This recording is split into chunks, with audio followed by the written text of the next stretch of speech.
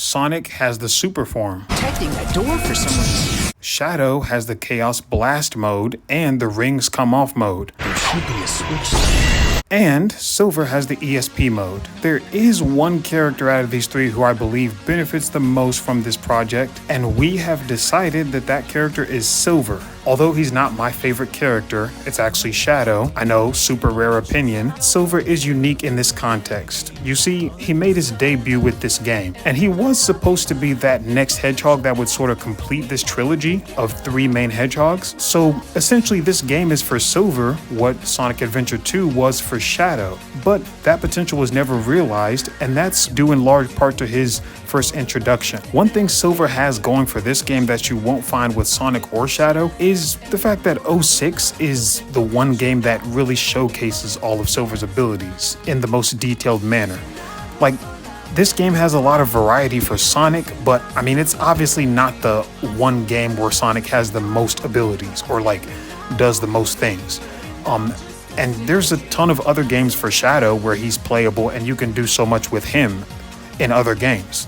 But even after this game's release, it's like they never really did much with Silver. They sort of just like dropped him and just forgot he existed, or like just forgot he had relevant abilities. Like, one specific thing that was glaring back in the day is that he didn't run fast. That was something I noticed when I first got my hands on this new character, and I just couldn't figure out why he was so slow, or even other support characters who didn't have the ability to sprint. That was the first thing that really surprised me in a good way when Chaos X and several other modders got their hands on these files and added some tweaks. That sprint animation was the thing that like really like turned me on to this project. I started to realize that like a good amount of stuff was already developed by Sonic Team, but it just wasn't implemented.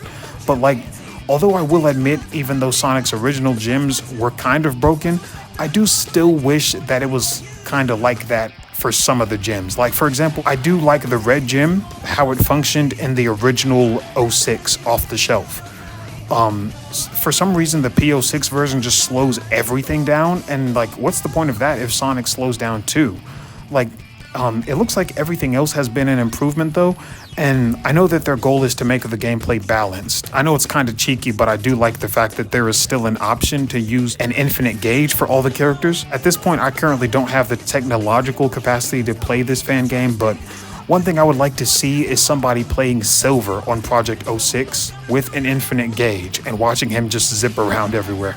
I've only seen people use that extension with Sonic and Shadow though. I was even inspired to get into modding over 10 years ago by watching somebody else making a Sonic fan game way back in the day. That was what really sparked it. The first game I ever attempted to mod was actually a Naruto game though. That was back when I was still in middle school. Anyway, one thing that stands out to me about playing Sonic games was the variety of playstyles, especially in older Sonic games. That's the reason I fell in love with Shadow, is partly because of what they did with his own game and Sonic Heroes, basically.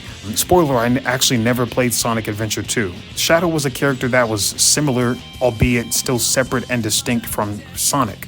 Like, he could still do the things Sonic couldn't, and that's what made me like him in his own way. And with the bulk of games from like Unleashed onward, it's pretty much just been Sonic, or mostly Sonic who's been playable.